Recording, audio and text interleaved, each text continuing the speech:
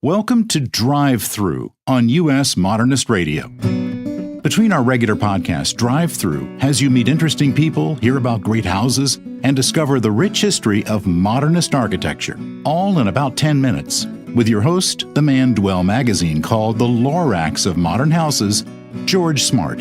Hello, I'm George Smart, coming to you from the Sarasota Mod Conference in Sarasota, Florida. The conference focus this year is internationally known architect Paul Rudolph. In Florida, Rudolph became a leader of the Sarasota School of Architecture, associated with architects Ralph Twitchell, Jack West, Gene Leedy, Tim Siebert, Carl Abbott, and others. While there was no actual school, this style emphasized architecture in harmony with its coastal surroundings, with signature elements of clean, open floor plans, terrazzo floors, an abundance of natural light, and flat roofs with wide overhangs. Rudolph moved to the Yale School of Architecture as dean in 1958, shortly after designing the Yale Art and Architecture Building, a structure considered his masterpiece. After 6 years, he moved to New York and focused more on private practice. Rudolph inspired a generation of architects, but the general public typically did not warm to his large, brutalist designs, finding the intense use of concrete and steel to be oppressive. I'll be talking with several people who knew Rudolph or know about Rudolph, colleagues, students, and those influenced by his legacy. We'll start with Ernst Wagner, Rudolph's partner during the last 20 years of his life. Wagner started the Paul Rudolph Foundation and subsequently the Paul Rudolph Heritage Foundation. I really wanted to get to know you a little bit. That's nice. Because I know you're from Switzerland, right? That's right. I came in 1974, and the first week or second week after the boat landed here in New York, I met Paul, and we were friends since. How did that happen? How did you meet him? Socially. Yeah. And then I heard about people talking about his work and was lucky to see his office. He invited me to come and visit his office. And we remained friends all these almost 25 years. Yes. We knew each other. He was an incredible, fantastic person. The closest person I've ever had and will have. Yes. He was incredibly integer and honest and straightforward. And he told me right at the beginning there, Ernst, when he wouldn't tell me the truth, that really would hurt me. And I never lied, not even a white lie, during all these years. You were how old when you met? 31. 31, and he was in his 60s? No, he was 25 years older, 55, 56. 55, okay. Yeah. So he was about 20 years older at the 25 time. years. 25 years. 31 to 56 is 25 years. He was born 1918. So in 18 will be his 100th birth year. Wow. And I inherited his equity at 246 East 58th Street. Yes. And we added two more floors as he wanted it originally to be over at Beekman so that it could be a meeting place for people interested in architecture. So we want to make an exhibit, and I hope we can drum up people who can consult with us, because that's not at all my field. An exhibit about his work, small of course, but I feel I want to do that very much. When the two of you met, you lived together on Beekman Place? It was a 4-story building. I lived on floor 1 or 6, as it in reality was, because originally it was a 5-story building. Then he added 4 floors that lived on 6, and he had his bedroom on floor 9. All right. Level. So it was, the building only could have 5 units. So these units where I was totally at the bottom and he at the top was one unit. So yes, we lived together, we can say that. But there was a nice enough space in between. To give you some room. To give each person his own room. And we did things together. And that Beekman Place thing came together because I helped him. I remember clearly this was in 1976, where the building was for sale for a long time and nobody bought it. And it was available for $300,000. Wow. That's a bargain. Changed, yeah. And now it's again on the market for $28 million. Really? $28 million? Yeah, well, it's not sold, but that's the asking price. When you met Paul, he was at a time in his career where he was under a lot of criticism by American architects, and he started to move abroad. What was that like? It was sad. I mean, his fatherland had no work practically, or just small things, additions, renovations. And I think he really suffered from that. He was sad about it, but then a new wave started. That was in Asia, Southeast Asia. Growth started, an incredible amount of growth. I mean, I just was a few months ago, I was in China and Hong Kong. And when I compare it from the 70s, mid-70s, today, it's unbelievable. And they had a lot of bad modern architecture, but they chose Paul, gave him big jobs, because they understood and could see the quality of his work. And of course, it's regarded now as semi-god, practically. Why did he fall out of favor in the U.S.? What's it called? Modernism? Postmodernism? Postmodernism was the new rage, new fashion, and of course postmodernism condemned Paul's work totally, or any modernist architect's work. And that, of course, didn't last very long and disappeared, as Paul suspected. He never, unlike other architects, played modernism or did allow modernism, postmodernism. What was it about countries like Singapore and Hong Kong?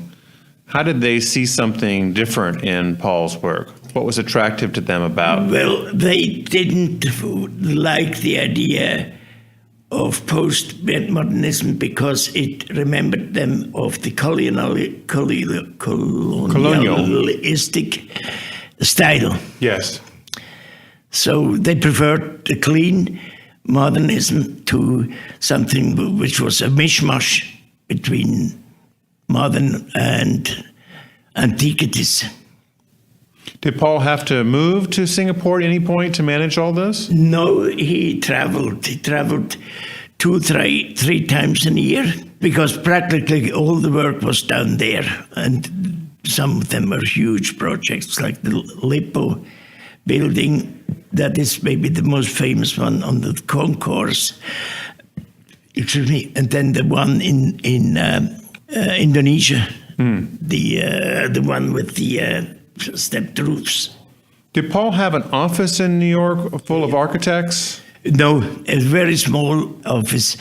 After, I think it was Niagara Falls, he wanted to be a design architect and canceled his insurance.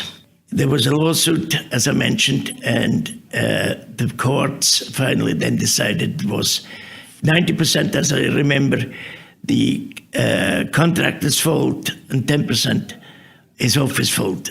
And at that time, he had 55 architects. And people make mistakes, especially his architecture is not the simplest. Yes. It's very complicated. So was this a school or what was it in Niagara Falls that went awry? I think it was Niagara Falls, the school, yes. The school, okay. Yeah. The roof leaked. And, of course, we couldn't say what Frank Lloyd Wright said. Right. sit someplace different. I think that's what he said. It really devastated him. What year was this? 78, 79. The projects came in non-stop from Southeast Asia, and so he was happy just doing design work.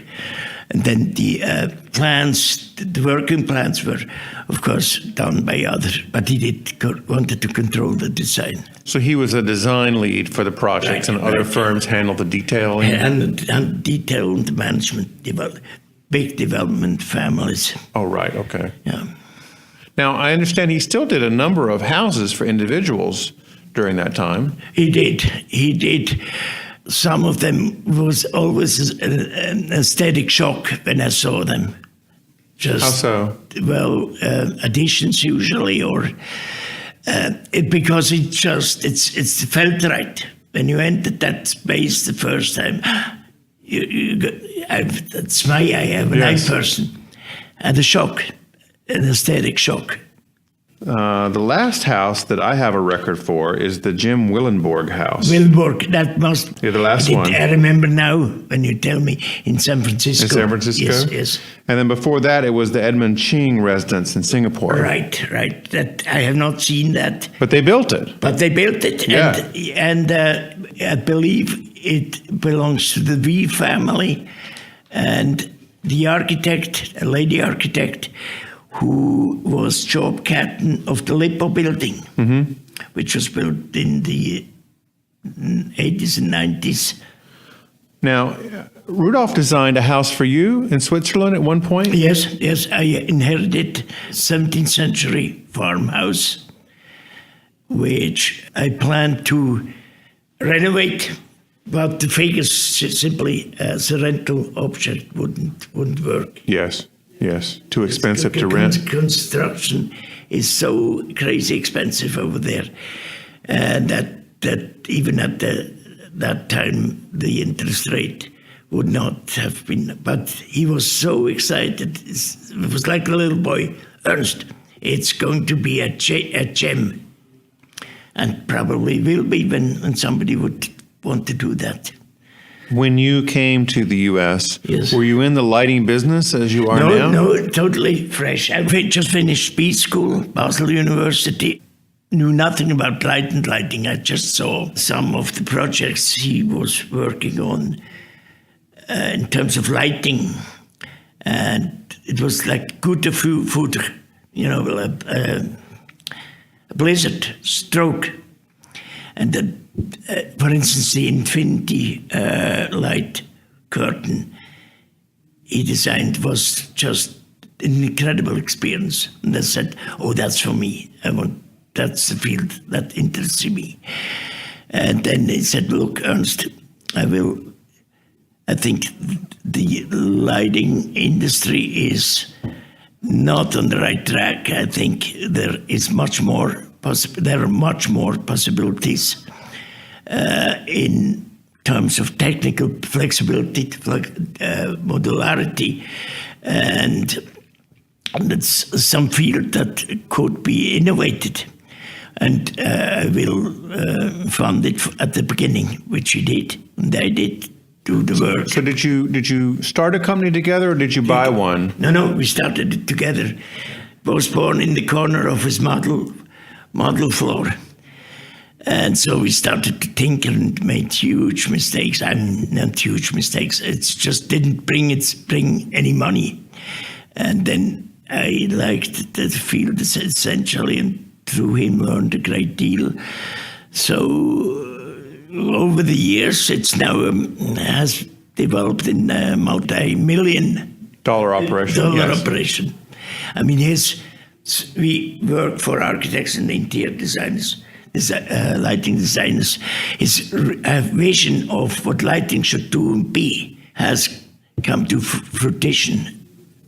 So are people seeking you out because of the connection with Paul?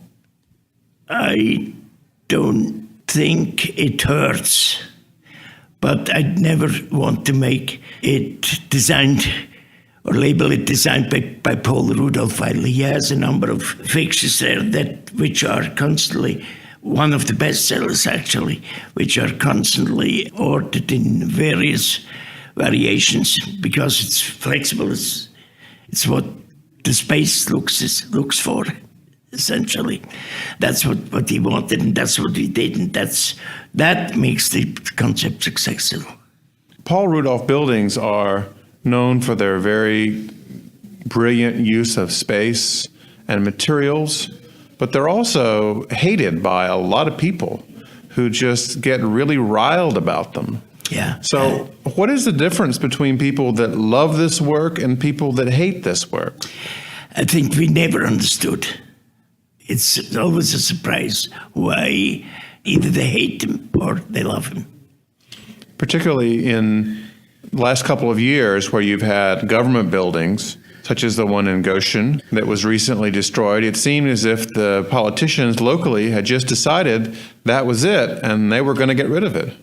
Despite all the can I say it? Illegalities? Illegalities, together with a lot of illegalities. I mean, there were government sanctions that they have to get permit for this, that, and the other, was all washed away. Tell me about Paul's life.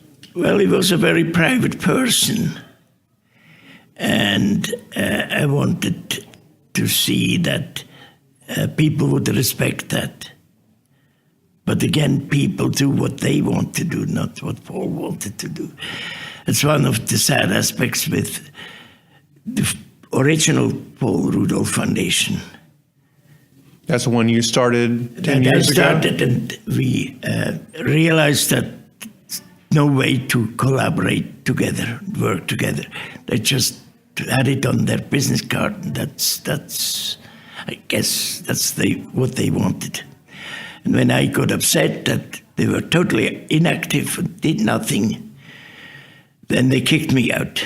And you started a new foundation. And I said, well, not to Paul and me. I started a new one, and we had then my new manager, whom you know or met or talked to. Talked to Mark? Mark Medoff and Seth Wien.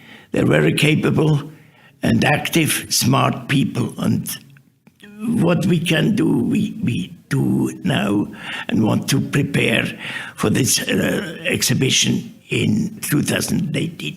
And where will that be? In the new court, that 2 floors that I added. In the new 2 floors, yeah, okay. Yeah. So when you started the original foundation, it just went along and didn't do much for a while? We started it in 2002. Then in 2005, I had an accident. Then 7 years of hospital stay after hospital stay after hospital stay. And I was very weak and inactive, and was hardly alive. But we had then 2 members joined, 3 people joined. My complaints were nothing was done, nothing was undertaken, but absenteeism. But we wanted to make a work together agreement. Yes. And proposed it. We spent tens of thousands of dollars with lawyers and PR people to try to come to a positive result with them, but it was all washed away. How is it to be the steward of Paul's legacy? I mean, obviously, there's some issues with different organizations competing for the foundation, but what other issues do you have to deal with in handling his legacy? I would like to get input from the outside. I mean, one of the activities is to steer the Library of Congress and Museum of Modern Art towards a Paul Rudolph exhibit, the big one. All right. But that takes years and years, and MoMA would have the means to organize the budget, probably. Other than the modulator building, which of course you're living in now, right, as well? Right. And have your lighting business in. Yes. Are there any plans for a Paul Rudolph site, perhaps one of his buildings or houses that would be a museum to Paul? Well, he gave me his part for while I'm alive. Yes. And I want to give the building back to Paul as a charitable organization so that it can be what he originally had planned for at Beekman Place, namely a meeting place for the architectural community where there can be exchanges, exhibits, lively organization. We already now have practically every week having design school classes, or there's a new thing called architectural tourism. Yes. From all over the world, there are groups coming, Russia, Germany, Switzerland, Italy, French. I mean, then we have open houses every first Friday of every month. And then, as I said, the design school classes. Or then also out-of-towners come and can visit when they make an appointment. I want the house be accessible. So you plan to have the house be the museum? Yes. Have there been any houses or buildings that have wanted to become museums for Paul? I mean, I would think with his reputation around the world that some independent effort would be made to do that. I'm hoping for this now, but nobody has knocked on my door. Okay. When you know of somebody, please, that's my plan. Well, I know that the Borough's Welcome Complex, in where I live, we helped them make decisions about which part of the building to preserve. They tore down everything but the original ziggurat-shaped building, because in the back were mostly lab buildings that were not particularly attractive or useful anymore. And they're going to turn that into a visitor center for a pharmaceutical company, but it will have historical exhibits about Rudolph in it, I assume. Well, that's a venue. Then also, you know about Joe King. Joe King, yes. He has, with his friend, he has a traveling exhibit. Oh, he does? Is that going to be what the Walker Guest House is going to be part of? Probably. It's because they made a book about the Florida houses. Christopher Domin. And Joseph King. Yeah. And they have also put together traveling. I met very briefly yesterday Joe King, and I will see him hopefully again this weekend. Yes. But that's maybe a possibility that we can house their exhibit, because I know nothing about making exhibits. Right.